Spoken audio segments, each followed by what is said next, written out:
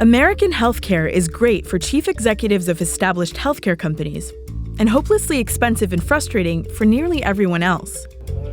Obamacare was supposed to begin to change that, with more competition and a focus on innovation, but it hasn't yet. We're going to get rid of it. And the new administration has vowed to undo the law anyway. That impasse has proven difficult to navigate, even for Oscar, a deep-pocketed, politically connected startup touted as a next-generation health insurer. Ravi Somaya met with Oscar's chief executive to see how hard it is to try to shake up America's most complex marketplace. Health insurance is a trillion-dollar industry that many people find baffling and miserable. And yet, We are done. after Obamacare passed in 2010, just 8 standalone companies have sprung up to try and change it. Oscar was perhaps the most promising of those startups. It has the backers and ethos of a tech company, and it's raised $720 million in capital. It's staffed with smart people who share their customers' frustrations with the system. It has slick apps.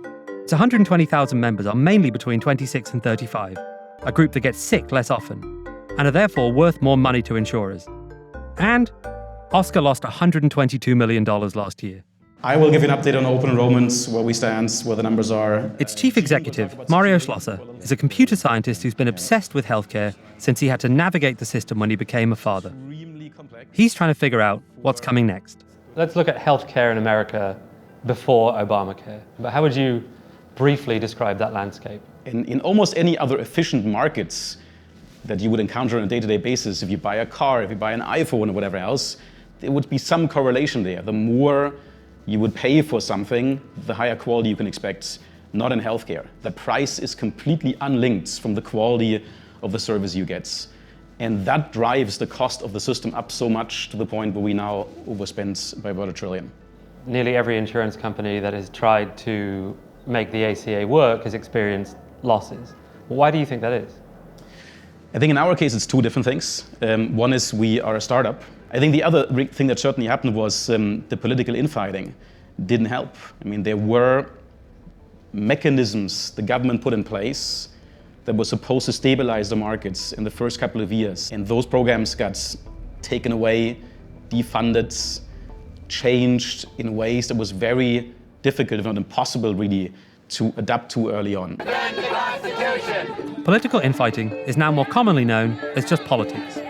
But in that too, Oscar would seem extremely well positioned. It was co-founded by Josh Kushner, the brother of Jared Kushner, Donald Trump's son-in-law. That's Josh on the right. It was named after their grandfather. And one of its major investors is Peter Thiel, the PayPal and Facebook billionaire who's one of the president-elect's most high-profile supporters. What I love about the investors we have, and that certainly includes Peter, is that they knew from the beginning this would be a very, very long-term game. So again, I really don't think that our fate will be decided by connections or conversations. We will be able to immediately repeal and replace Obamacare. But it's also unclear what constant talk of a repeal or a replacement of the ACA might actually mean. Obamacare doesn't work. The only thing that everyone agrees on is that the uncertainty will continue. And if a company as slick, well-organized, and well-connected as Oscar is still crossing its fingers, what incentive does Silicon Valley or Wall Street have to back the next startup? Do you worry what comes next under the Trump administration and under people who are, reasonably hostile to the Affordable Care Act? I worry about 20 million people losing their health coverage. Yes. I think that they know that, and from everything I've heard, that they have the right guidelines in their minds in order to make sure we even expand coverage. Now, the question is how that happens.